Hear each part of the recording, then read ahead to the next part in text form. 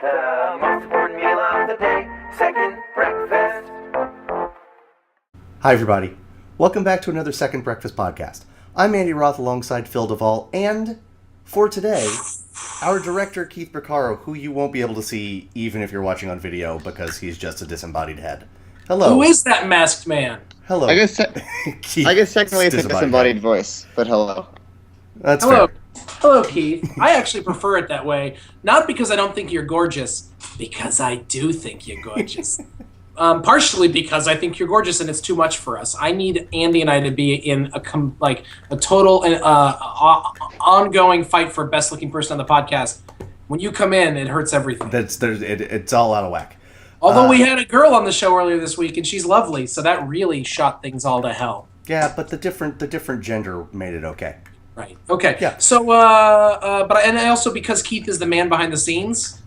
That's right. Pay no attention to the man behind the curtain. So, folks, you may have noticed, because you listen to and watch us religiously, that we have been doing some theme work this week because it is Valentine's Day week, and we are finishing things off today, Valentine's Day, with Nice. a love gauntlet.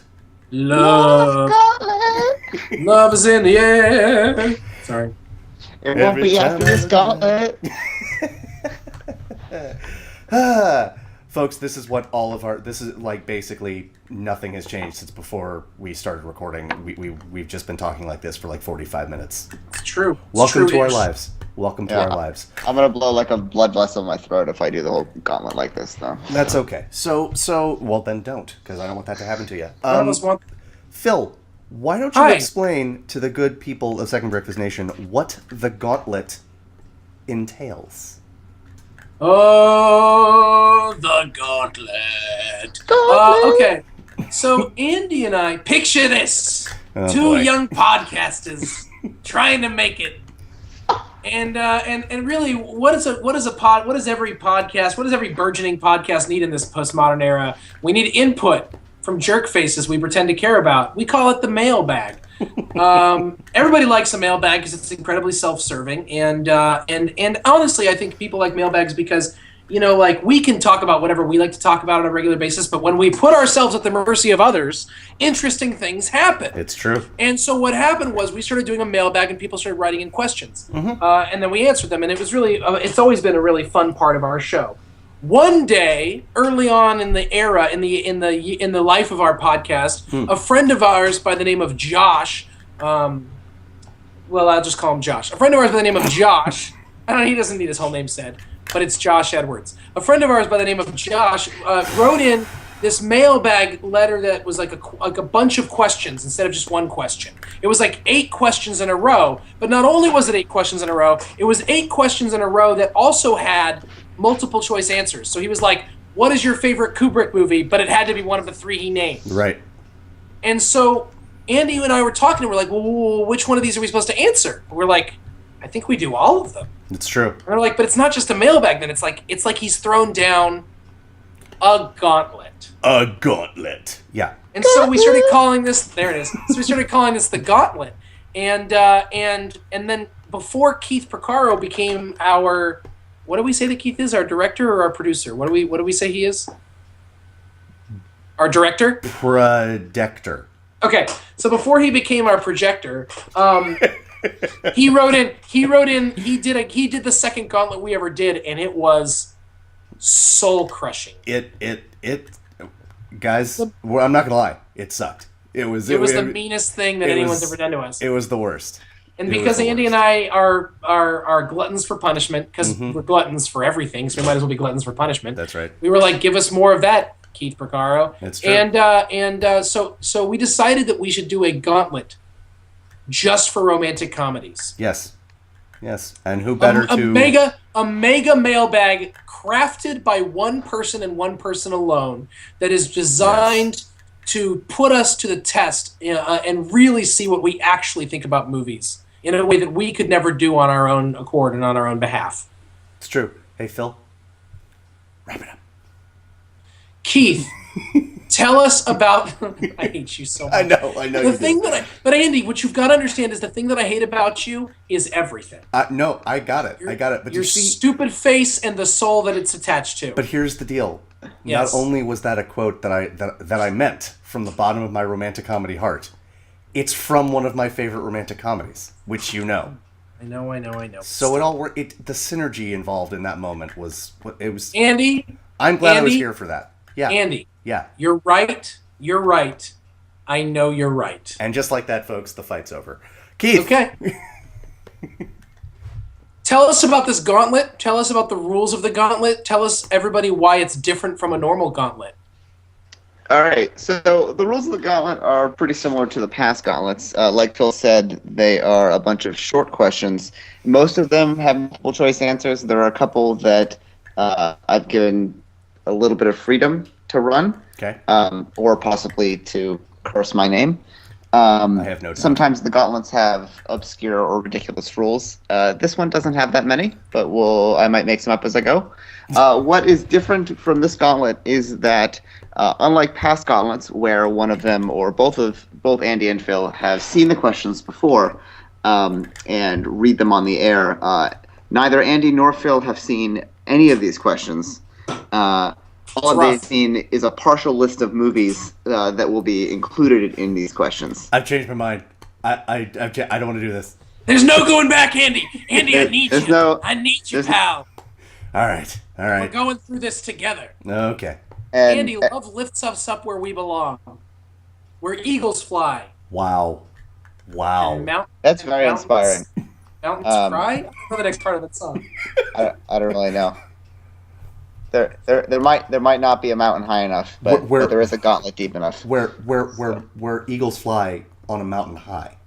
That makes perfect sense. For the longest time growing up, I thought that song was "The Jig Is Up Where We Belong," and I was like, I don't know what that means. Keith, Like a Bonnie and Clyde story. All right. Anyway, please. we're gonna get rolling. For the first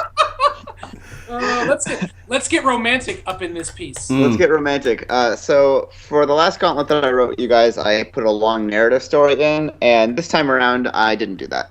Good. Jesus. We just have titles. So the prologue. This is the prologue to the gauntlet. It's called Mischances, and the first question is alternate couple that should have made it, and you have 4 choices. Okay. The first choice is Scott Pilgrim and Knives Chow from Scott Pilgrim vs. the World. The second is Ebby Nuke Lelouch and Annie Savoy from Bull Durham. The third is Tom Hansen and Summer Finn from 500 Days of Summer.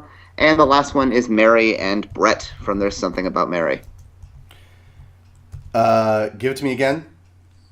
Couple that should have made it. Scott Pilgrim and Knives Chow, Nuke and Annie from Bull Durham, Tom and Summer from 500 Days of Summer, and Mary and Brett from There's Something About Mary. Wow, Okay. Andy's typing. Oh, well, I don't want to forget them. I want to look at. Scott and Knives, Nuke. Yeah, guys, if you're listening and you hear what sounds like cattle running through your living room, that's Andy typing with his big ham fists. Funk, funk, funk, funk, funk, funk. I've never seen 500 Days of Summer, so I can't. This is really for me. And Mary and Brett, I assume Brett is the Matt Dillon character. Are you kidding? No. No. Brett is Brett No. Favre. Brett Favre. Favre. Oh, that's right. Okay. Can we just put him off the? Can we never have Brett Favre win anything ever again? There's no leaving the gauntlet. That's I thought you were So gonna in kick the Phil gauntlet, out. Andy. no, that's fine. That's fine. He's just not going to be my choice. You follow your bliss, Phil. But I'm telling you now, Mary and Brett off the table for me. Okay. Okay. Here's my thing. Oh. Do you want me to go first? You want to go first? Yes. Go first. Go first. Okay. So, even though I don't think this couple should have made it, of these 4, I gotta go with 500 Days of Summer. I have to, because Annie and Crash, one of my favorite couples in the history of romantic comedies. So I can't, that's it. Brett Favre is never going to win anything that I'm choosing. So that's marrying Brett.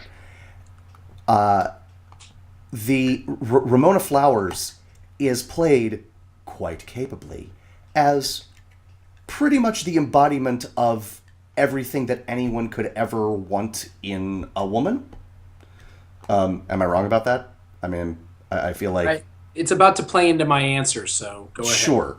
So I as sweet as Knives Chow is, I can't go. So even though I don't think they're great together, Tom is so screwed up that I'm not sure he's going to be happy with anybody. So even at the end where he gets to the next place, the only functional woman in his life is his kid sister. So that's not just a recipe for awesome. So Zooey Deschanel is just adorkable. So I'll go with Tom and Summer. Okay. This is a really, really hard one for me. If you keep Nuke and Annie together, then Bull Durham becomes full-blown tragedy.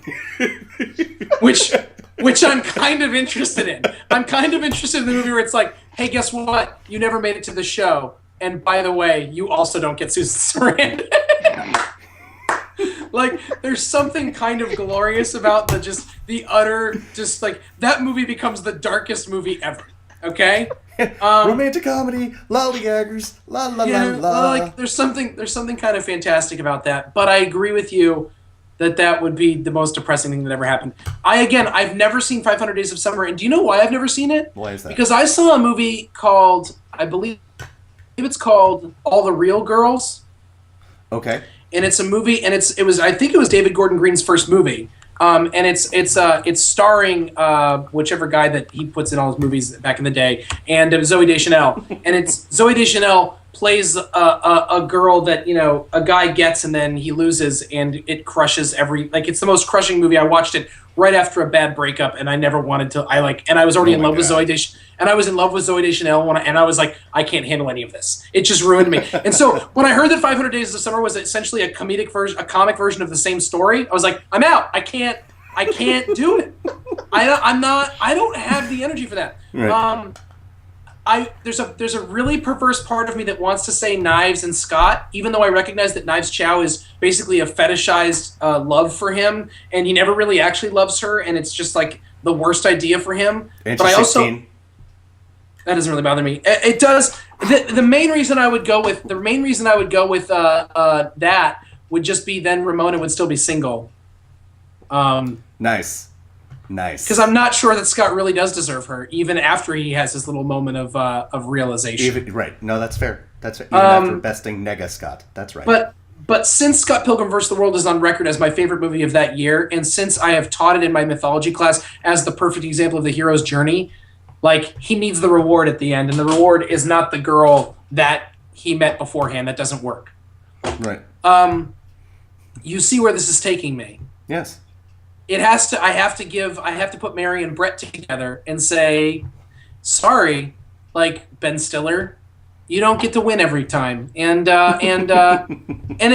luckily it was Brett Favre before we knew everything we knew about Brett Favre. Yeah. Yeah. It was fair. Brett Favre. It was golden. It's possible that it was Brett Favre before he cheated on his wife. Not probable, but possible. So if I choose that one, then I get to choose Golden Boy Brett Favre, who is the embodiment of all things that someone should be. Wrangler tells us so. Wrangler Jeans. And I'm gonna live in that. I'm gonna live in that world. So that's my choice, but it's kind of by default. But that's my choice. You've given Keith. I don't know how you feel about that, but you've given pretty much literally the only explanation that I would accept for letting Brett Favre win at anything. Here I am. The Gauntlet doesn't keep score, but if it did, Phil would be winning. So, okay. Second question. All right. By the way, Keith is the only person who can rival Joshua Edwards on intensity of gauntleteering. I mean, it's really just the two of them. Just continue. All right. Question number 2 in the prologue. This is a free-form question that I had indicated to you guys a little bit before. Mm-hmm. I want you to matchmake 2 single characters from different movies. They don't have to be romantic comedies, but I want you to pair 2 of them together. I am so excited I want to go second. I want you to go first. I'm not ready for this. You can repeat the question again. Matchmake two single characters from different movies. They don't have to be romantic comedies. They have to be characters that end the movie single? Like, No. I just mean two. They can be two individual characters. They can be two characters that are single at any point in the movie. I am fine with that. Nice.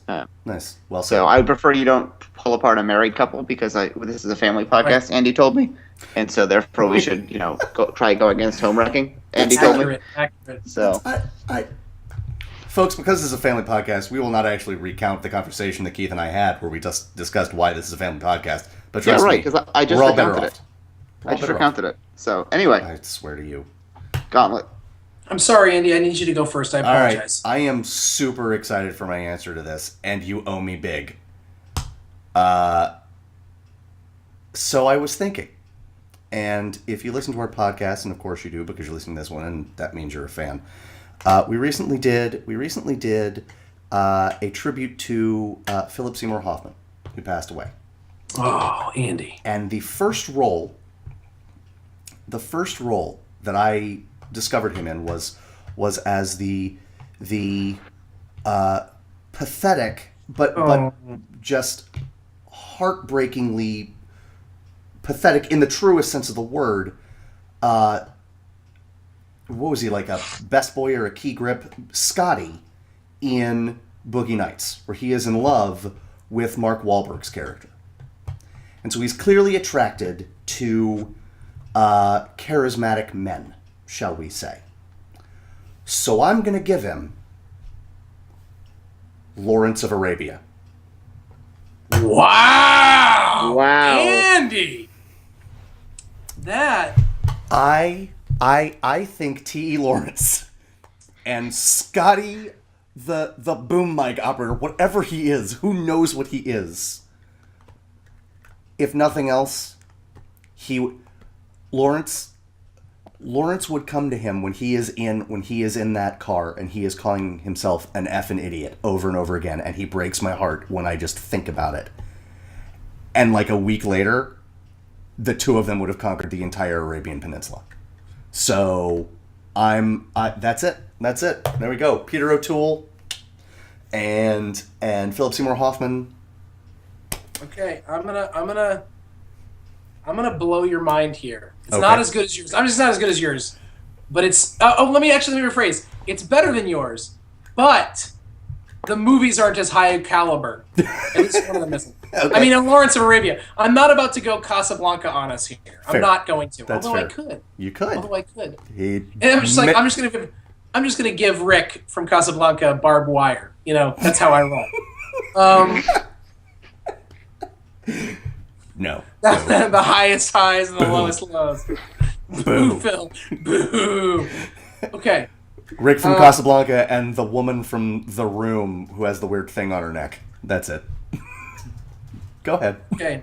I'm going to take, to me, my favorite inadvertently single character in movies, Del Griffith. John Candy's character in Planes, Trains, and Automobiles. He is widowed. I'm already crying. I know. I'm already. And by the way, like if you're listening and you've never seen Planes, Trains, and Automobiles, that's actually a spoiler. I don't normally do spoilers, but whatever. If you haven't seen Planes, Trains, and Automobiles, for the love of God, please see Planes, Trains, and Automobiles. That's on you. That's on. Just like come out of the womb watching Planes, Plus, Trains, and Automobiles. I just watched his movie the other day, Only the Lonely, with Maureen O'Hara and Ali Sheedy, which is not a great movie by any means, but it's just so good. Yes. It has heart for miles. Agreed. I mean, it's got so much heart, that movie. Stop stalling. Who are you pairing this guy with? Oh, no, I'm sorry. Please. That's fine. But he's brokenhearted. Yes. Okay, and you're thinking about how he's never going to be with anyone again, like that was like his wife. Yep. My picture of the most amazing female, like, male whisperer in the last 10 years. Mm-hmm. Elizabeth Banks in Seabiscuit. The way that she takes care of Jeff Bridges' character, and like he's just a disaster, and she just like shows up gorgeously Elizabeth Banks like, but like you would totally, the way she treats him, her character in that movie, Marcella Howard is her name, you believe that she would meet Del Griffith and like actually fall in love with him and like human whisper him back to like a rational existence. Kudos. And that's what I want for him. Kudos. Well done. And well and her character seems like the kind of character like it wouldn't be charity for her. It would just be her nature to do the right thing. And right. Yeah.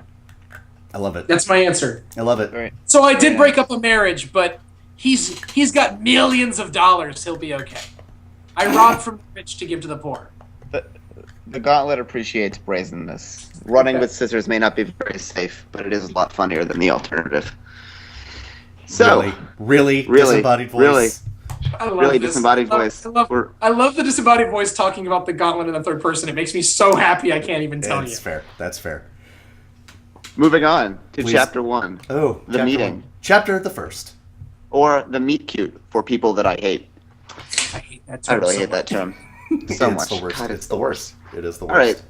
So we have two quick either/or questions for you to start with. The first one: more realistic How We Met story, Silver Linings Playbook, or Safety Not Guaranteed? More realistic How We Met More story? realistic How We Met story. If you want, you can also term it more believable How We Met story, Silver Linings Playbook, or Safety Not Guaranteed.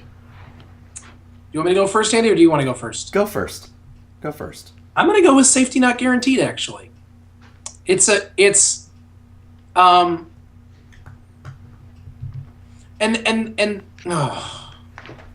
just because they're not both as gorgeous as Bradley Cooper and Jennifer Lawrence. It's fair. There's something that happens in romantic comedies that they've done. We've talked about this a lot lately, but it's like, look, the two most gorgeous people in the world found each other.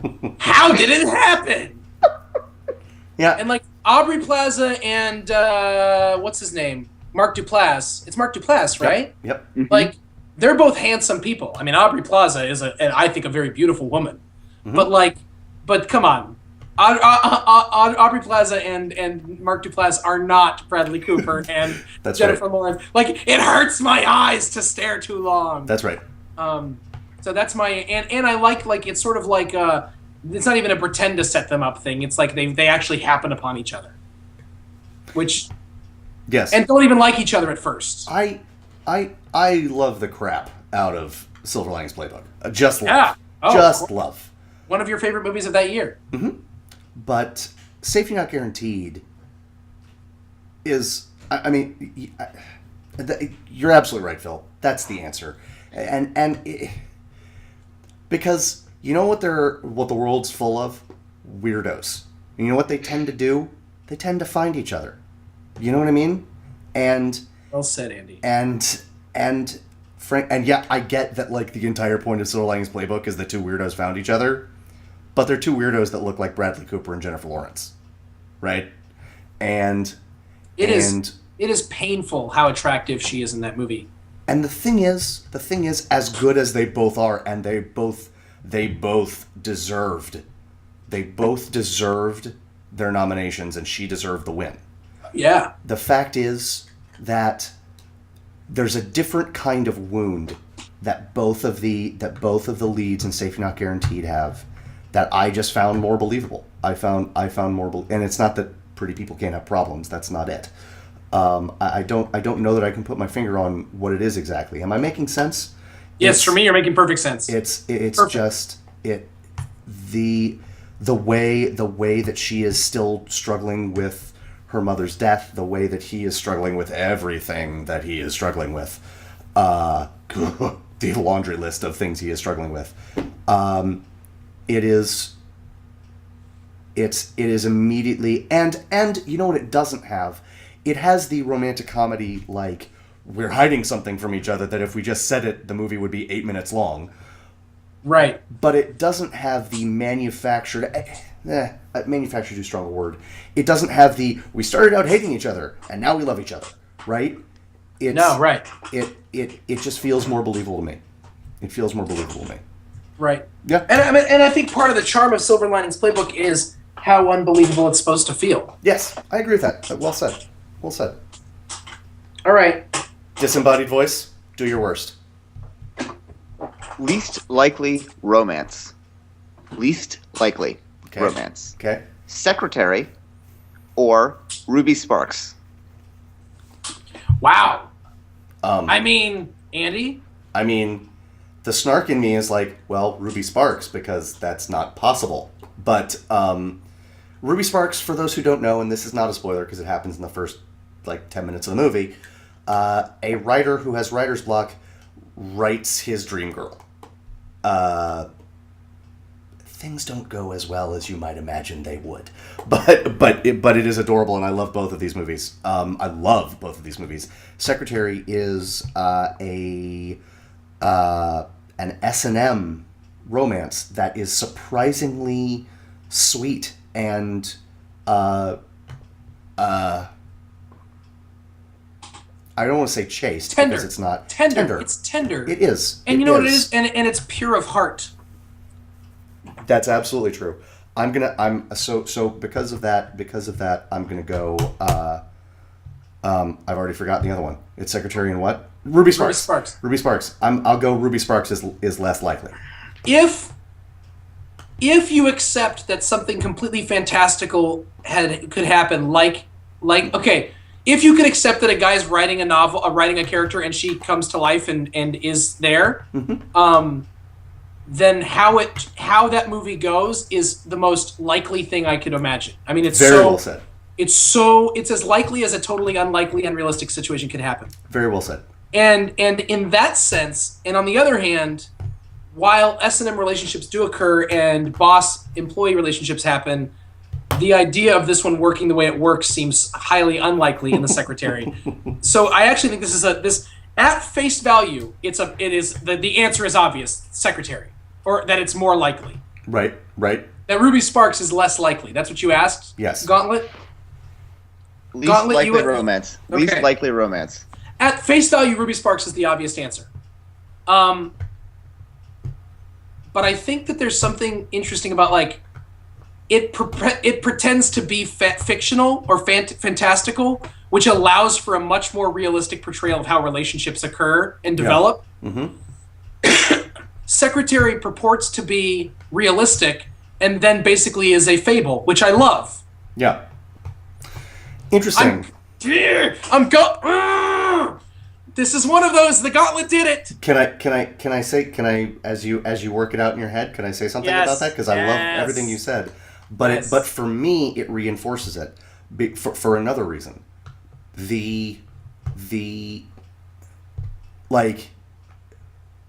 Yes, the precipitating event is the only thing that is fantastical about Ruby Sparks, right?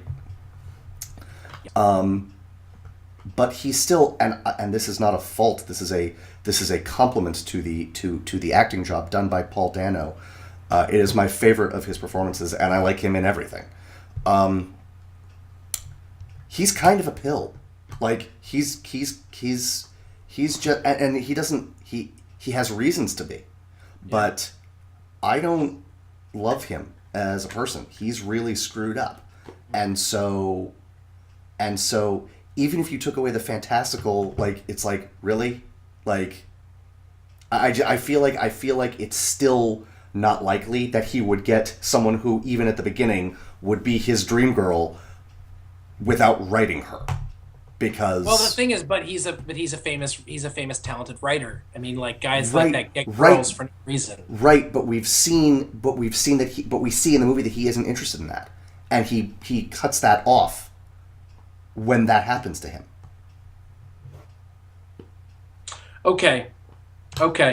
And that's not to persuade you my side necessarily. You should try to persuade me. That should be. I mean, you want me? Look, it's a gauntlet. We got to. If we're going in different doors, one of us might die, and you don't want it to be me, do you? Do you? I mean, I'd rather it be you than me. I mean, let's be honest. Let's be completely clear. That's true. Right. The gauntlet calls this foreshadowing. Continue. But by the way, I was arguing with an old man one time recently, and he was like, and I said, I hope that we get to argue about this till the day that we die. And I go, well, until one of us dies. And I go, and let's be honest, I hope that's you. And he was like, what? And I'm like, I mean, you're in your 80s. Don't you want to die? But don't you think you should die before me? And he's like, well, I guess. And I was like, you should want that. I'm stalling. I think least likely is Secretary. I am saying Ruby Sparks, the fake story, is more realistic. I'm sticking with my answer. Secretary is least likely romance. Both of them totes adorbs. Yes, agreed. Yes. The Gauntlet does not have opinions, nor does the Gauntlet care much for probabilities. But if it did, the Gauntlet probably would not care much for Ruby Sparks. There you go. Next question. Second best Helen Hunt romantic comedy. Wow. There are 5 choices For second best. for second best. Wow. I love this. I love him so much. Okay, go ahead. Go ahead. What Women Want, Okay. Dr. T and the Women, Never saw it. Go Never ahead. seen it. Pay It Forward, Okay. Is that a Twister, comedy? Okay. and The Sessions. Okay. I mean, Andy, So here's the deal. Clearly the best is as good as it gets, because I don't think you meant Project X. Did you say as good as it gets? No, but that's Why clearly it's second best. right. So Oh, clearly okay. it's the best, so that's why you didn't say it. I got it. Okay. 'Cause and I doubt that you mean Project X as the greatest romantic comedy. We're gonna fight because that's totally. No, I can't even finish that thought. I can't even finish the thought. Can't even do it. For me, it's between The Sessions and What Women Want, and I would say that from a like great film standpoint, The Sessions is a better movie. Mm-hmm. It's really hard for me not to choose What Women Want, though. That's what's going on right now, Andy. I understand. That's totally valid. I am with you in your struggle, my brother. It's not that hard for me. It's The Sessions. I don't have the love for What Women Want that you do. I like it. I like it fine. I like it fine. The Sessions. Do you know who's disappointed in you right now? Is it Mel Gibson? It is. It is. You know what? You guessed correctly. I think that ship already sailed. I'm not sure he's a big fan of me anyway. Which is sad because I'm a huge fan of his. He loves you. Except He was gonna cast you in his new Maccabees movie, but now forget it. really, right now. Why not? Is that okay? Why not? Give it a shot. See if it sticks. Yeah, The Sessions is surprisingly not maudlin. Like it's kind of goofy and sweet in its goofiness. And What Women Want, there's something about the end that still bugs me. The way it happens still bugs me. I don't hate the ending, and I used to hate the ending. And I Of which movie? What Women Want. Okay. But I still don't think it works as I think The Sessions, which is by no means a perfect movie. But it is just, it's so sweet, and I think that carries the day. Here's why I'm going to take What Women Want. Everything you said is true, except that I don't think The Sessions is really a romantic comedy, really. Interesting. Okay. So I'm going to root for What Women Want because it is just a real romantic comedy for better and for worse. That's fair. It's my choice. I'm saying What Women Want. Second best. All right. All right. Next question. Okay. I really want to see Dr. T and the Women now, though. Do you know you? Lyle Lovett did, well, yeah, Lyle Lovett did the whole soundtrack to that movie. I've heard it wasn't very good, but I don't care. The movie, not the soundtrack. The movie, not the soundtrack. Next question. Phew. Okay. I mean, the Second Gauntlet's best. that voice crack. Second best Meg Ryan romantic comedy. Oh, The Gauntlet would like to wow. note again, second best for when Andy bitches about When Harry Met Sally not being on here. I think we already figured that out, but go ahead. Yeah. Once right. again, Come on. there are 5 choices. Okay. You've got Mail, Okay. French Kiss, Mm-hmm. Sleepless in Seattle, Mm-hmm. Okay. City of Angels, Okay. Kate and Leopold. You've actually missed the actual second best. Please. I'm furious right now. Please. It's Joe versus the volcano, obviously. It's not even worth talking about. I question the Gauntlet's integrity. This is exactly one of those situations why the Gauntlet was created with multiple choices, where I will choose a second best, but know that I'm doing it under, what's that thing? Protest. Duress. Protest. Under Okay. protest. Okay. Under Anger, protest. bad mojo. Under protest. You got it. Okay, I thought so. Okay. I shall choose Sleepless in Seattle. Andy, go. I shall also choose Sleepless in Seattle. I'm not quite as angry at the exclusion of Joe versus Volcano, but that's only because he's really, really, really, really, really angry. It should have been on the list. This is going to sound weird, but and I know this is just my perception of it, but your reason for not choosing The Sessions, I feel like Joe versus the Volcano isn't a romantic comedy, and of course it is, but when I watched it, that wasn't. Yeah, fair. Same exact idea. I mean, it's like it's you know what really I mean? about Joe. Right. It's a fair point. That's actually a very fair point. But, it's a very fair point. but And I think we're no, please go ahead. in that sense. The Sessions is. I mean, I don't know. He ends up with the girl. You're good. Yeah, I'm not. It is not as clear cut a case as The Sessions was. I just kind of don't care about the last question. Sleepless in Seattle. yeah. Sleepless in Seattle is the second best romantic comedy. I mean, it is in terms of like, I mean, not just Meg Ryan. I mean, it's one of the best. I mean, it belongs in the category of like defining romantic comedies of our time. That's right. So even if I love Joe versus the Volcano, like the official answer has to be Sleepless in Seattle. I'm going to take this moment to say, and I've shared this story. I've shared this story on the podcast before. I'm going to take this moment to talk about You've Got Mail. My viewing experience of that. It's a sweet movie. It's perfectly serviceable. It's fine. I saw this movie, and you know the romantic comedy tropes, right? Like you're like, oh, we're at this point in the story. And Right. I was like, so they're going to be getting together soon. And they didn't. And time went by. And like 40 minutes felt like it went by. And the reason I'm talking about time going by is when I first had that thought, oh, they're about to get together, I kind of had to pee. All Yep. right? And like 40 minutes later, I was like, I'm going to die. Even if I left It's now. now or never, people, right? Even if I left now, I might not make it. I have to, but I'm going to miss them getting together. And that's going to be infuriating because it is Tom Hanks and it is Meg Ryan and they are adorable and they are adorable together.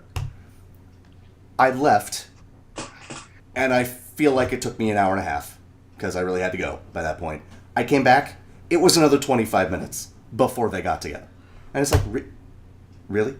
Like, could you... I read a review of it after seeing it and after that being my because that was directed as well as written by Nora Ephron. And it might have been her first directorial effort. And the review said, here's what she has as a writer and didn't have when she wrote and directed the same movie. She said, another voice with power, with authority to say, that scene's funny, lose it.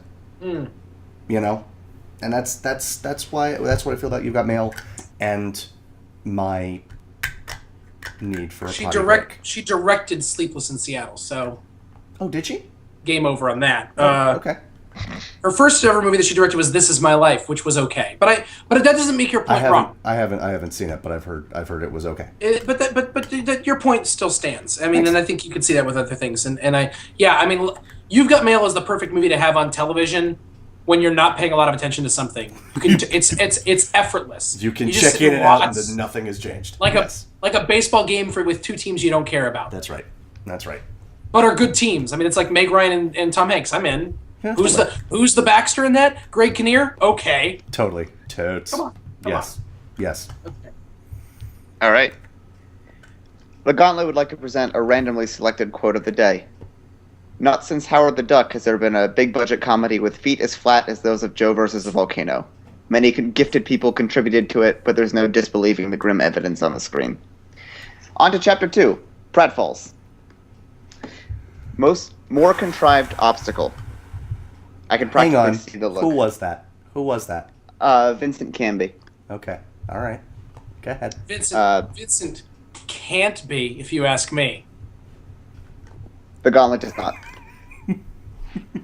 Chapter 2, Phil, I do. Pratfalls. More contrived obstacle. Goldie Hawn's amnesia in Overboard, or I love it. the threat of disinheritance in Arthur.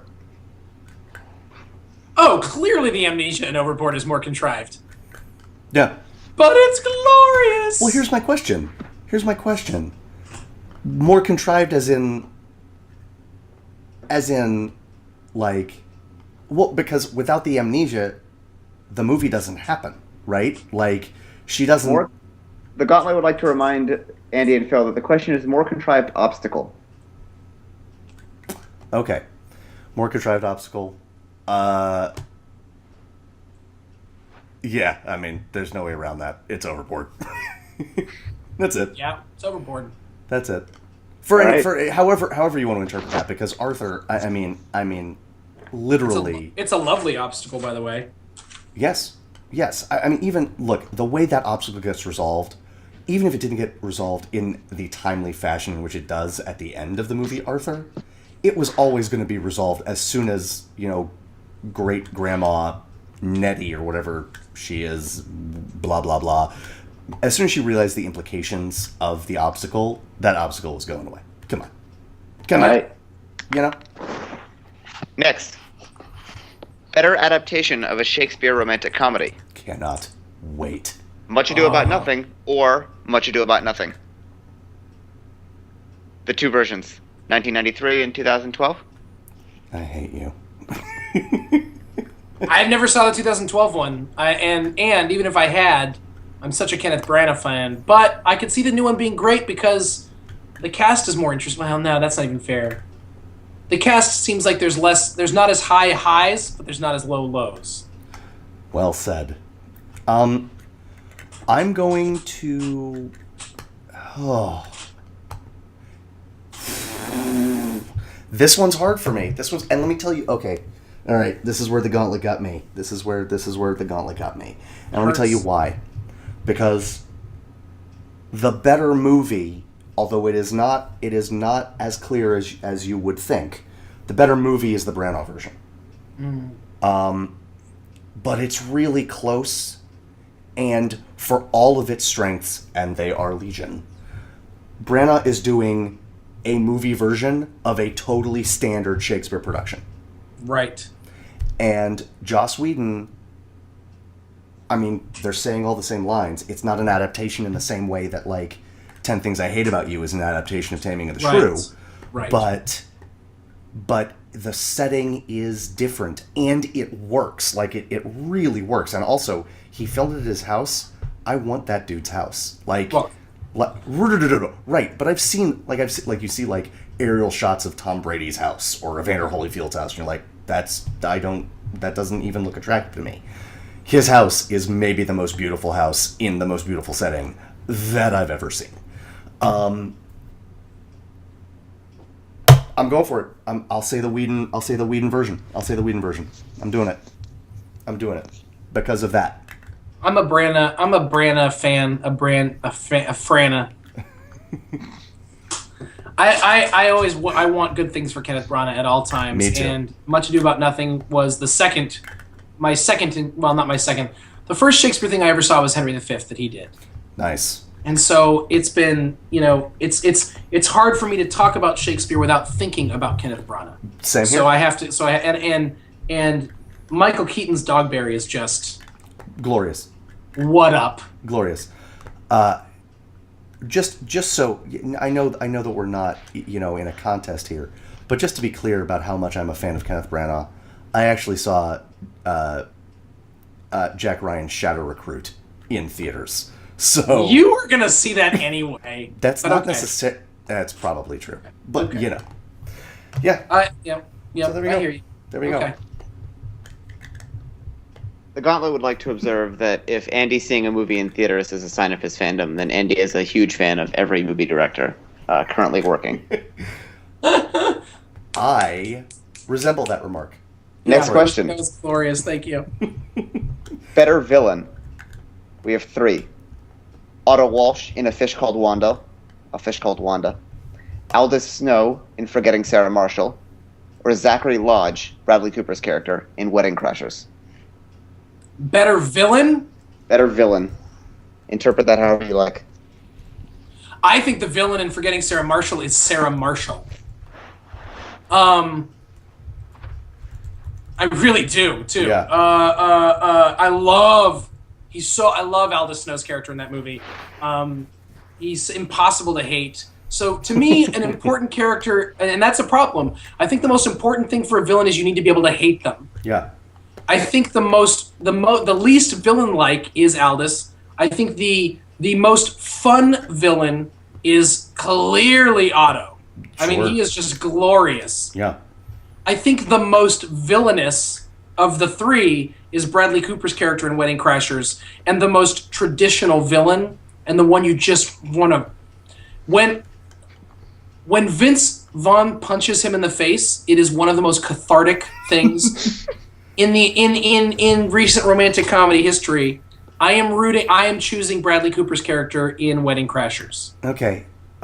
Before I give you my answer, to the disembodied voice's crack about my seeing every movie. Oh, Andy. It's a low bar, I admit, but it doesn't mean the bar doesn't exist.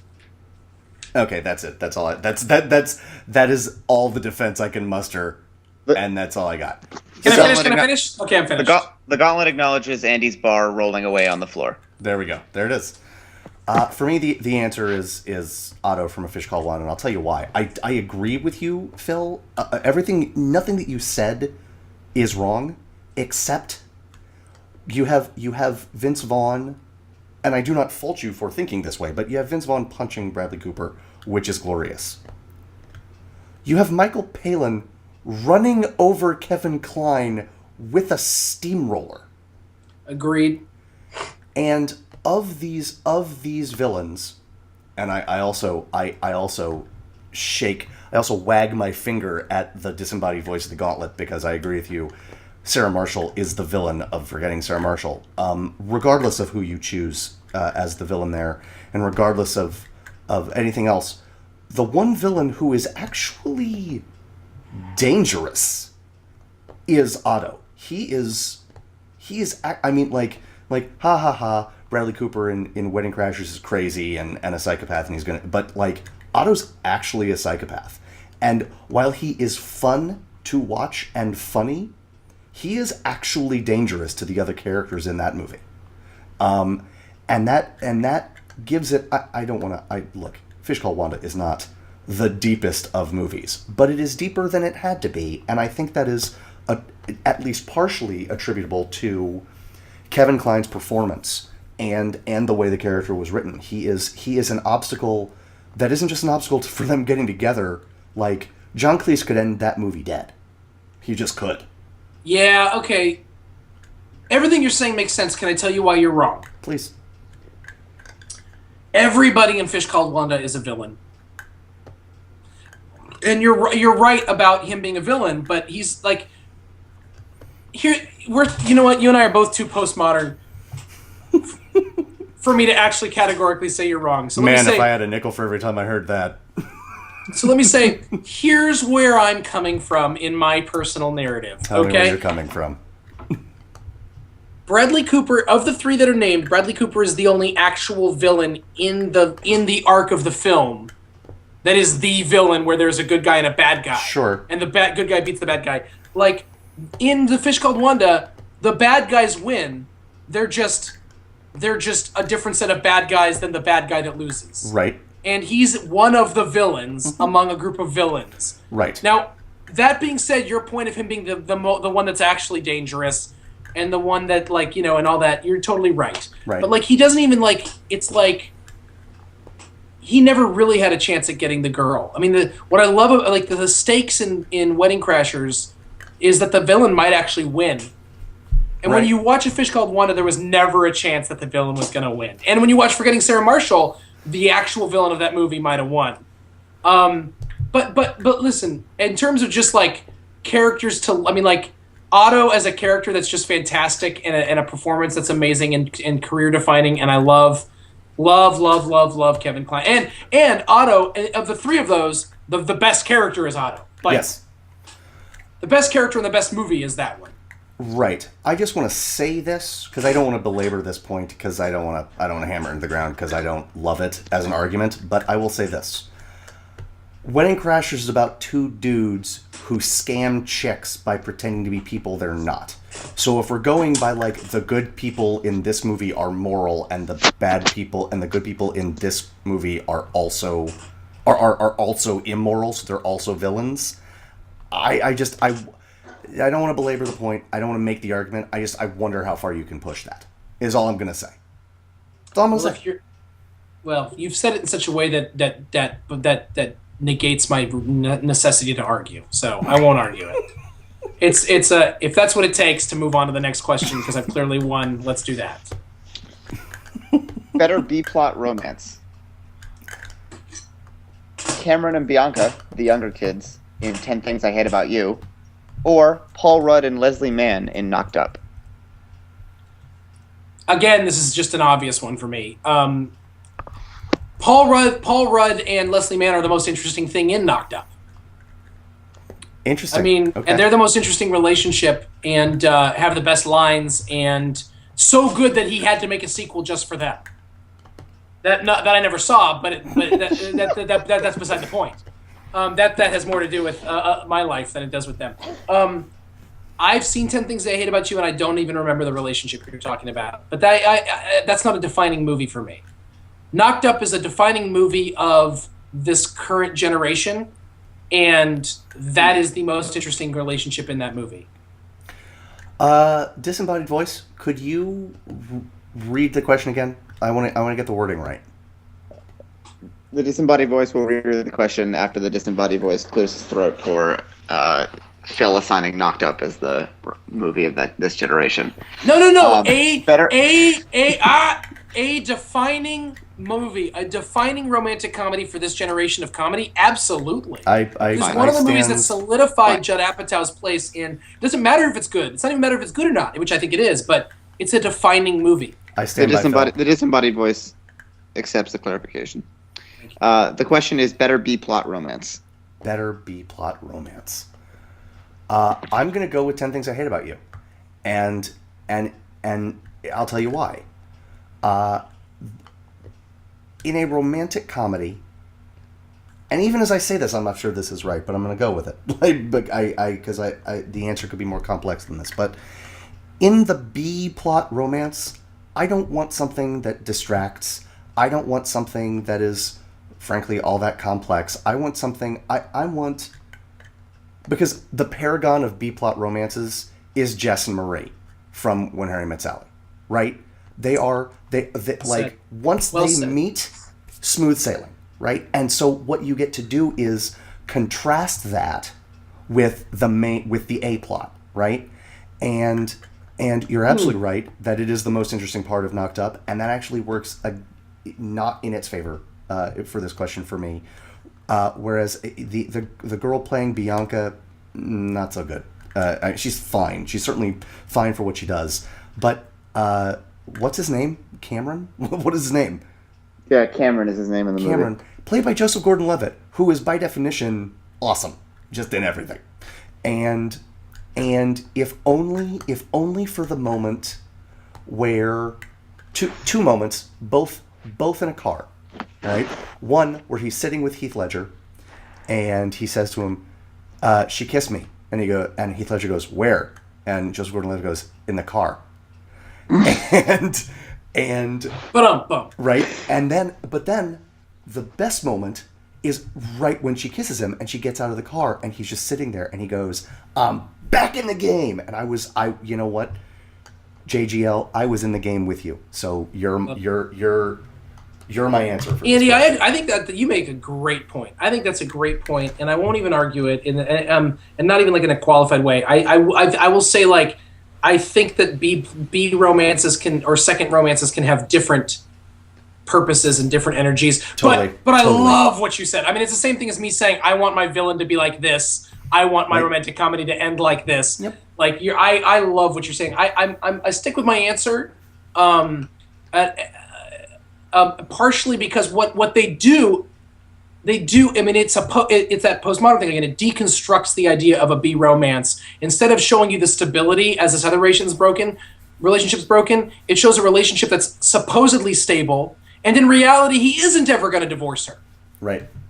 But so you see, it's like what it's doing is, like, while Seth Rogen is trying to figure out if he's really going to get into this, he gets to bounce off Paul Rudd and go like, and Paul Rudd's like, clearly I'm never going to get a divorce. Are you, but like, he never says you shouldn't do this, as far as I remember. Right. But it's like, one thing B characters don't always get to have is real arcs. Yeah. And you've said why. Right. That's right. But again, I think putting it up against When Harry Met Sally is just, yeah. I mean, you're right too, but it's like, hey, we got this new pitcher coming up. We'll put him up against Babe Ruth, see how he does. You're right. But you're right. You're right. I know you're right. Okay, Gauntlet. The Gauntlet would like to present a interlude sponsored by Ryan Caldwell, a viewer and friend of the podcast, and roommate of the Disembodied Voice. Okay. He has submitted a question.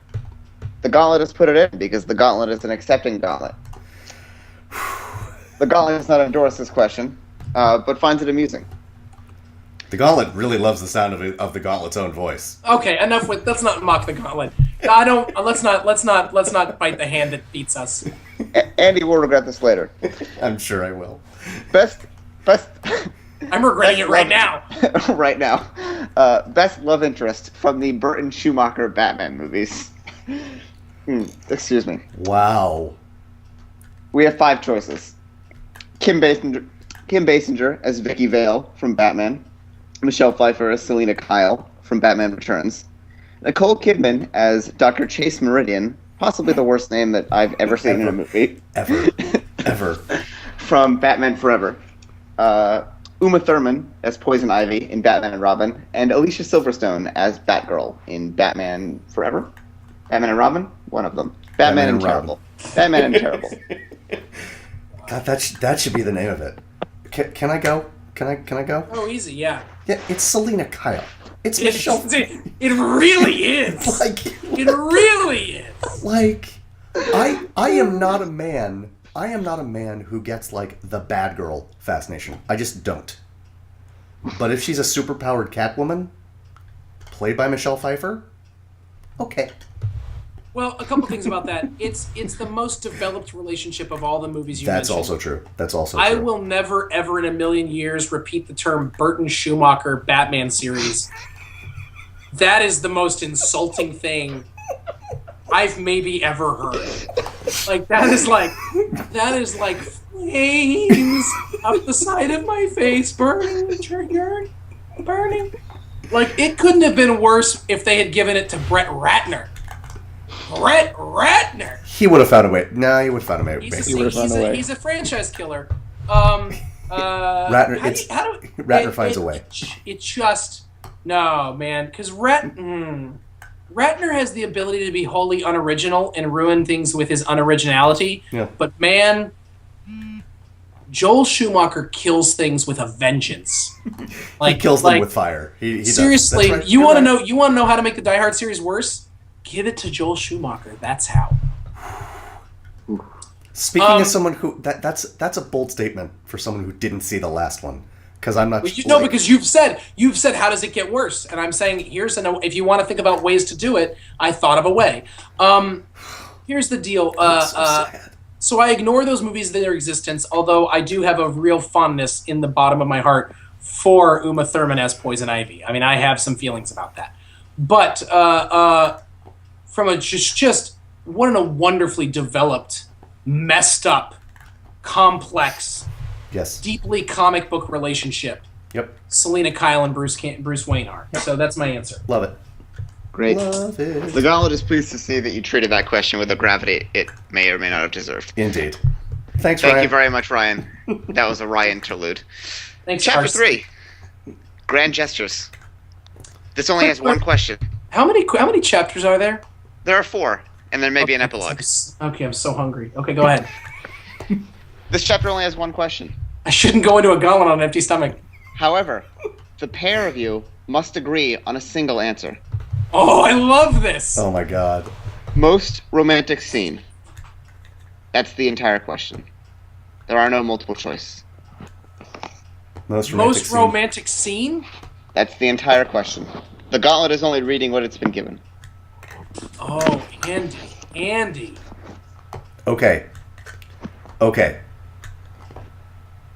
The Gauntlet would also like to point out that both Andy and Phil, having been in theater and watched lots of movies, know what a scene is, and should not try and stretch the definition or be cute. I gotta be honest with you. I have never in my life, in the history of this show, wanted to give anybody the finger with more frequency than I have wanted to give the Gauntlet the finger tonight. And I don't give people the finger. That's not really a thing I do. Yeah, well, you might. But like, okay. In this instance, you might need to start. So okay, we can dispense with. For purpose of this question, I think, Phil, we can dispense with everything before the last scene of a romantic comedy, right? Yes. I mean, which is not to say. There are plenty. Well, there are dramas that could fit into this category. Romantic dramas, romantic films. True. I'd like to try and keep it to romantic comedy. Okay. But if you have It just has to be overwhelmingly like. Right. So yeah. So the first two that pop into my head, When Harry Met Sally. I love that you get cold when it's 61 degrees out. The whole thing is perfect. The whole thing. The end of the Philadelphia Story. Yeah. I would lean. I'm leaning towards When Harry Met Sally at the moment, and it's because while I know that it's not. It's a different time, and B, it's not really saying this. The end of the Philadelphia Story is, in some sense, Katharine Hepburn saying, "Don't worry, you're the man, and I will bend my will to you." So. Yeah. It's a little medieval for us. Sure. Here at Second Breakfast Podcast. Sure. That's I will certainly talk more, but those are my thoughts. Thoughts? My problem is that most romantic comedy scenes aren't romantic enough for me. I think what's really important. I think what's really important for me is that it feels like this is something where both characters win.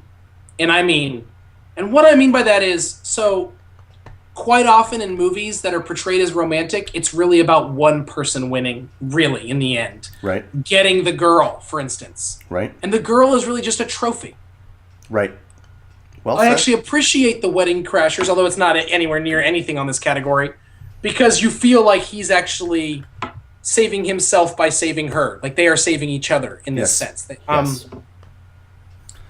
But the I think what I love about When Harry Met Sally, which is my choice, I think, is that they both win. Like she needs this as much as he needs this, but her characters, it's so essential that throughout the film both of the characters are developed. That this isn't Harry's movie. Yeah. Yes. It's Harry and Sally's movie. Yes. Yes. And that's like super important to me. I would almost even be interested in choosing Sleepless in Seattle. The moment where they... But I just think that like I have it still sits with me wrong the way she leaves her. She's about to get married to this guy and she leaves him or about to get engaged. Like it's a weird the breaking up with someone so you can be with someone else thing is really hard for me to deal with. Sure. And I love with When Harry Met Sally, like they are legitimately both of them single. Yep. If may I break in here very briefly? Please. If Andy or Phil were inclined to, as the Gauntlet put it, get cute, I might say that pick a scene in When Harry Met Sally because let's and there will be a podcast in the not too distant future where we talk about When Harry Met Sally because we put it off long enough. But think about and really like real honest romance. All right, think about the New Year's scene before, like the year before, where they are dancing and the dance becomes something else and they don't know how to deal with it. It kills me. Think about the way that they sort of reach out to each other, or actually at this point it is mostly him reaching out to her after he screws things up right around Jess and Marie's wedding. But then you're seeing her like You've seen them carry the Christmas tree, and now she has to drag it herself. And it's not done in a way that's like, oh, this woman can't handle it without her man. It's like, no, she had the partner. She had her partner. You know, that to me is what is romantic. And I mean, it doesn't change my answer. It's the end scene because it all comes together. I want to throw in. I guess that's the answer because it is the answer, and you're not going to agree on this, but I want to throw out a little curveball that you're not going to see coming from a movie that I've been watching a lot lately. Can't wait. The scene in Parenthood when Rick Moranis gets his wife back.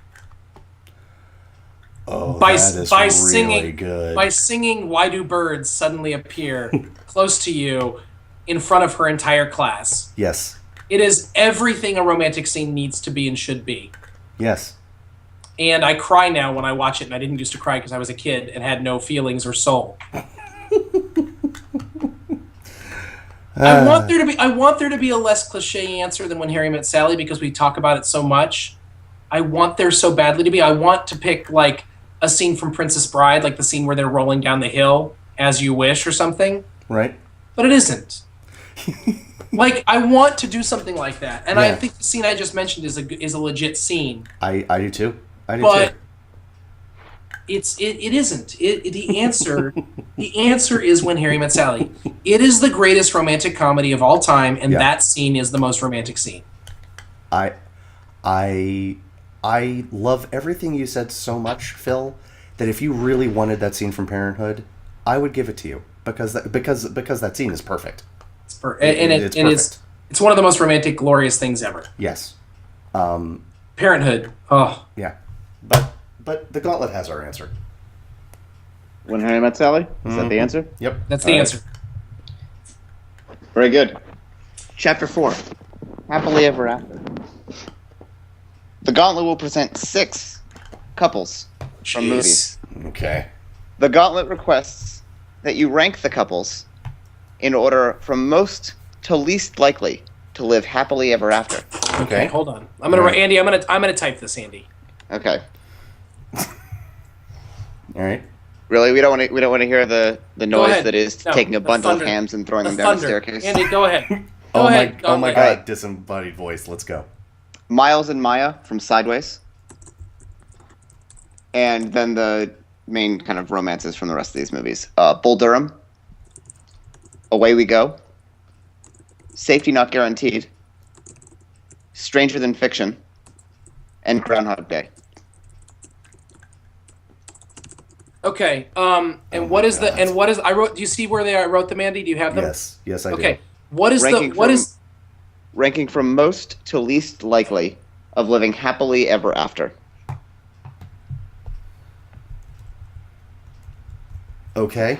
Wow. Yeah, that's woof. All right. I'm gonna go with most likely. Yeah. Because I don't know why we haven't talked about this movie more, and I'm a little ashamed of us. Groundhog Day. Okay. This is a man who finally has learned what grace is, and is with the best woman who ever lived. They are never getting a divorce. Sure. Go ahead. No, I want you to keep talking because I'm still thinking. Right now, I'm going to go down. This is my first shot, first pass at this. Okay? Okay. Number 1, Groundhog Day. Number 2, Away We Go. Okay. Number 3, Bull Durham. Number 4, Stranger Than Fiction. Number 5, Sideways. Number 6, Safety Not Guaranteed. That's my first go around. Okay. Thank you. That is exactly the amount of time I needed. Many similarities. I'm gonna go most likely. Yeah. Away We Go. That's Andy. Right. And so legit. And you know what? Number 2 is Groundhog Day, and I agree with everything you said. Yeah. Here's the tiebreaker for me, and it's very, very fine. The tiebreaker for me is this: they're already together. They have yes, he's just discovered. He's discovered grace. He has discovered himself. He has discovered the best version of himself, and she is functionally a robot sent from the future to be a perfect woman, right? But away we go. The beauty of that movie is that they feel lived in the best possible way, and you see them communicate. And while we know that he will communicate with her in Groundhog Day, we don't know it because we've seen it. We've seen it in Away We Go. Number 3, like you, I have Bull Durham. I think Bull Durham is a case where they finally realize that no one else will ever put up with them, and they happen to love each other. There's that too. Oh yeah. I then have Stranger Than Fiction. I don't really have anything to say about that except I think I like the chances of all 6 of these couples BT dubs. If something is number 6, it doesn't mean I think they're going to break up. Number 5, I depart from you as well. I have Safety Not Guaranteed. Just because we can't mess. I mean, it's just so dicey when you mess with the forces that bind together the space-time continuum. Fair point. It's a fair point. And the reason that Sideways brings up the end is just because of where the movie ends. No, you're right. I think that's completely legitimate. And as you say, it's my first pass. I might change my mind, but I'm comfortable with it for now. I'm gonna stick with. I'm gonna convert my list to yours. Except I'm gonna keep Groundhog Day first. And again, the reason is he has spent literally lifetimes. That's right. Learning how to behave. That's fair. And has been with her over and over again, just in different kinds of ways. And it's a fable. Whereas, and Away We Go, I'm with you. Everything you said, they're so precious. Yep. And it's Away We Go, and you believe in them, and you want to believe in them. Yes. I also think because Groundhog Day is a fairy tale and Away We Go isn't, they have a better chance. So you know what? Life is pain, princess. You know what I'm going to do? I am converting my list to yours. Okay. So we're switching 1 and 2, and I'm agreeing with you. I'll switch my. So we have the same list. Yeah, Groundhog Day. Number 1, Groundhog Day. Number 2, Away We Go. Number 3, Bull Durham. Number 4, Stranger Than Fiction. Number 5, Safety Not Guaranteed, and number 6, Sideways. That's it. Perfect. Yep, I love it. The Gauntlet did not ask for unanimity, but you got it. Done. The Gauntlet appreciates it anyway. The Gauntlet appreciates you, Phil. But this is a family podcast. Apparently, next question. Appreciating me would make it not a family podcast. Go ahead. The Gauntlet notes Andy's threats to learn and play repeatedly the song Everything is Awesome from the Lego movie on ukulele. The Gauntlet does not quite appreciate that yet. Everything is awesome. Okay, go ahead. Childhood sweethearts. Which of the following 2 couples is most likely to live into their old age together? We have Sam and Susie from Moonrise Kingdom, or Juno and Polly from Juno. Oh. It's Moonrise Kingdom. And first of all, no one can... Juno's one of the most obnoxious characters in the history of film that people inexplicably liked. She was my least favorite character in the entire movie. No one will be able to live with her for very long. That kid breaks up with her as soon as before their child gets to junior high. First of all, right. As soon as he gets to college, and he sees all the other girls, done. She's done. Wait, there's other people? Okay, well, this is much easier for me to make my decision. Yeah. But we have a child together. I'm out of Tic Tacs. It's game over. And then really the answer is just Moonrise Kingdom. That's the greatest relation. Oh, it's the greatest relationship ever. For those of you who are viewers, you will see that this is art that I just got from my office. That is the greatest thing I have ever seen in my entire life. This, for those of you who can't see, is a drawing by a woman whose name is Nan. I forget her last name. Nan Lawson. Nan Lawson is a Los Angeles artist, and it's a sketch of the boy and girl from Moonrise Kingdom. And he's saying, "I love you, but you don't know what you're talking about." And she's saying, "I love you too."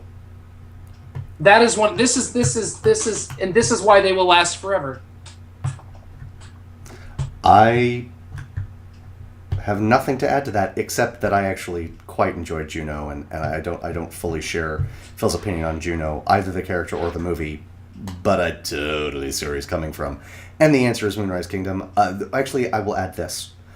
It is refreshing when you see people who are together because they're screwed up in the perfect way to complement each other. Sure. And have it not be gimmicky. And this movie is not gimmicky. And, well, actually, I take that back. It is kind of gimmicky, but not in that way. Which movie are you saying isn't gimmicky? Moonrise Kingdom, but it is. Oh, okay. But the. It's not a gimmick though. It's almost. I mean, and the word affectation seems rude. It's a style. That's right. That's right. It's an alternate reality. That's right. That's right. I love it. Okay. I love what you've done there. Okay. Great. All right, Gauntlet. All right. We only have 2 questions left. Okay. Best animated romance. Since I already know what your best live-action romance is going to be, the Gauntlet chose not to ask that question. Fair. It's a fair point. Best animated romance. 4 choices. Okay. Wall-E and Eve. Anna and Kristoff from Frozen. Aw. Carl and Ellie from Up. Or Mr. Incredible and Elastigirl from The Incredibles. Aw. Okay. Okay. It's Wall-E and Eve because they save humanity with their love. It's also Wall-E and Eve because they break the boundaries of their inhumanity for love. His love not only saves humanity but makes a robot human and brings souls to both of them. Love makes them alive. It's Wall-E and Eve because the Up romance, while beautiful and heartbreaking and all the stuff it's supposed to be, like, there's something about it, like, it fails to make Carl the man he needs to be. It's a weird thing to say, and I feel bad saying it. And Up is a glorious movie. It's Wall-E and Eve because as much as I think The Incredibles is fantastic and maybe the most realistic of all of them, their romance, we don't see enough romance. Right. There's so much frustration, but I do love the love he has for her. And I watched Incredibles like literally a dozen times in a 2-week span with my daughter because of her, not because of me. And there's that, and like she gets really, really mad at him and he doesn't care because he's so happy she's alive. It's so great. Right. You keep trying to fight. I'm just still happy you're alive. I love that. And then it's Wall-E and Eve because Anna and Kristoff isn't even the best romance in Frozen. That's right. Agreed. I think I agree with you, but I got to talk through it because I think talk it through. I think it might be Up for me, and I'll tell you why. But first, Frozen. I love the movie. I agree with you. I'll put that to bed right now. The Incredibles. I just want to highlight this moment. The moment where he says, "I'm not strong enough. I can't lose you again," makes me cry every single time. Every single time. It just out of nowhere because I'm not crying before that moment happens. But he says that line and I'm done. Yep. Wall-E is a perfect movie. It's perfect. And so I think it's my answer. But here's what I love about Up. You ready for this? I am. I'm gonna go all Lord of the Rings on you. Okay. Ooh. So in the mythology of Lord of the Rings, and I honestly can't remember if this was in Lord of the Rings or The Hobbit or actually the Silmarillion. Because I'm the guy who read that book, and it's talking about how elves are immortal and humans are not, and humans call mortality the curse of man, and elves call mortality the gift of man, because they realize that the reason that things ending makes them special, right, and what we don't see with Wall-E and Eve, what in fact we never see, because there's no reason that their love can't literally be eternal. We see the entirety of Carl and Ellie's love story. I think, and I like Wall-E more as a movie, although I think Up is, if not perfect, awfully close. Wall-E is my favorite Pixar movie. I have literally nothing bad to say about it. But Carl and Ellie are perfect. They are perfect, and that's my answer. My answer's up. I can't. You're not wrong when you say Wall-E. All of your reasonings for putting up. I know. I'm so close to changing my answer right now, though. I really am. You got me. I mean, I think I love what you said, and I take back what I said. I think because Ellie's love for him continues to change him. I think the hard thing for me with Up is I never quite see what she sees in him. Doesn't mean she shouldn't, and it doesn't mean it's not perfect. I love it so much. Right. Other than the fact that he's quiet. Fair. It's a more realistic relationship than Wall-E. Obviously, obvs. Right. Obvs. I'm comfortable with Wall-E is my answer. Okay. Wall-E is my answer. And Up is mine, and I'm comfortable with that. All right. That was the last question of Chapter 4, Happily Ever After. And for the last question, we have an epilogue titled, Or Is It? Oh, God. Okay. Here is the question. Oh, boy. All right. After hearing the last bit about Wall-E and Up, the Gauntlet almost wants to apologize for this next question. Uh-oh. That was sweet. Oh, no. Oh, God. Harry and Sally file for divorce. Whose fault is it?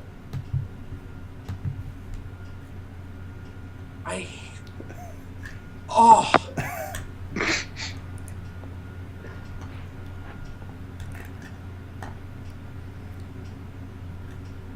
Okay, so folks, we realize most of you are just listening to this. The podcast hasn't ended. We have to. So I'm just going to talk while I A, pick up the shattered remains of my soul, and B, if you would like, the Gauntlet can talk through reasoning about why I picked this question while you guys ruminate on your answers. If you would like to ruminate in silence. You're just evil. You're just evil. Because you're a disembodied voice, and so you can't kick puppies? The only reason is that you're evil and had to come up with a one gut-punching, soul-wrenching, mean thing to do. Well, how else would the Gauntlet put in the When Harry Met Sally? Because it would stunk every other question, because the answer is always When Harry Met Sally with you two. It is... you might be right. I don't think you're right about that. Do not give him that. The Gauntlet has a 30% certainty that if you put When Harry Met Sally in the Best Animated Romance category as a doodle that the Gauntlet made of When Harry Met Sally, it might still win. You're the worst. You're the worst. The worst. The worst. The worst. Seems like enough time. Phil, do you want to go, or would you like me to go? It's Harry's fault. He cheats on her. Oh my God. I'm a dark individual, Andy. Oh my God. If that thought enters my head once, the next time I watch When Harry Met Sally, this podcast is over. Do you understand me? This podcast is over. And Gauntlet, Keith, don't you have another country to be in?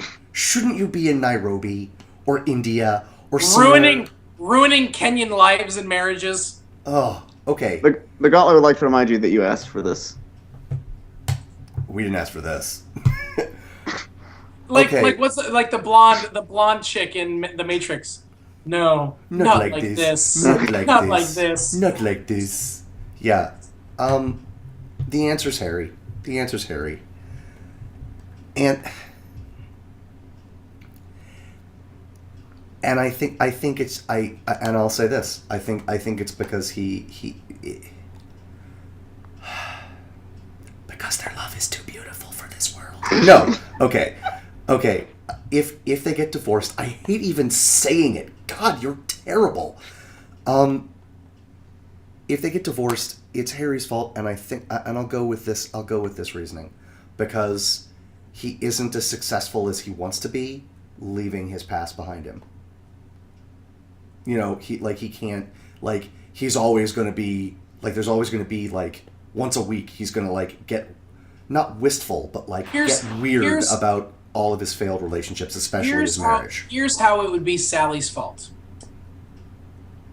Sally is exhausting, and Harry thinks he knows what that's like and can handle it, but then he marries her and realizes, no, he can't. And so it still seems like Harry's fault, but it's not in that situation. Like, what I mean by that is there are times when the dog whisperer goes to a house and there are two dogs, and one dog is like freaking out all the time, and they're like, we've got this problem dog. And the dog whisperer's like, yeah, it's that dog, and you didn't know it. But that dog is doing all sorts of crazy stuff that's driving this dog nuts, and so this dog's acting out, and you didn't realize it, but it's really this dog that's got the problem. So at some point, Sally's just high maintenance-ness, Harry can't take it. That's the other answer. But the answer really is what you just said. It's Harry, if anybody. But they stay together forever. Forever, you jerk face.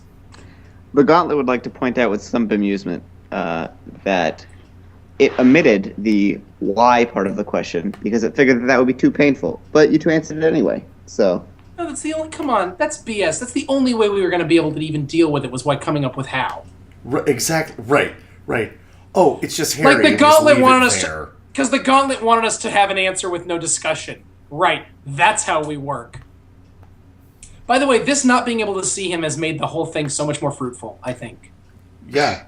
Oh, well, it's made me just a very little bit less want to punch him in the face. Even though I can see his face on the Skype machine, I want to punch him a little bit less. Just a little bit. I'm still at like 95% of wanting to punch him. Poquito. Yeah. Anything else? Disembodied jerk? No, the Gauntlet would like to thank both Phil and Andy for their participation and cooperation. The Gauntlet hopes has been an edifying experience for you both. We're so The Gauntlet sad isn't terribly right now. sure what edifying is supposed to mean in this context, but he likes the sound of the word. Nice. He's being cute. I'm gonna go get a burger. I'm gonna go to bed. I'm gonna sleep this Gauntlet off. I'm gonna go eat a cheeseburger and then cry. Folks, send hugs. Send them to us. Yeah, like just. Oh my God. Hold us. On this Valentine's Day, hold your loved ones close and imagine that they're Phil and Andy instead. Thank you. That got a little weird. That got a little weird, actually. I mean, I'm not gonna say no because I'm not gonna know if you do it. Folks, this is coming to a weird conclusion because that's how much that question. Happy Valentine's Day. Happy Valentine's Day. Yay, love. Love Gauntlet! This has been the Love Gauntlet. I'm gonna go sit on the floor of my shower. I'll see you all later.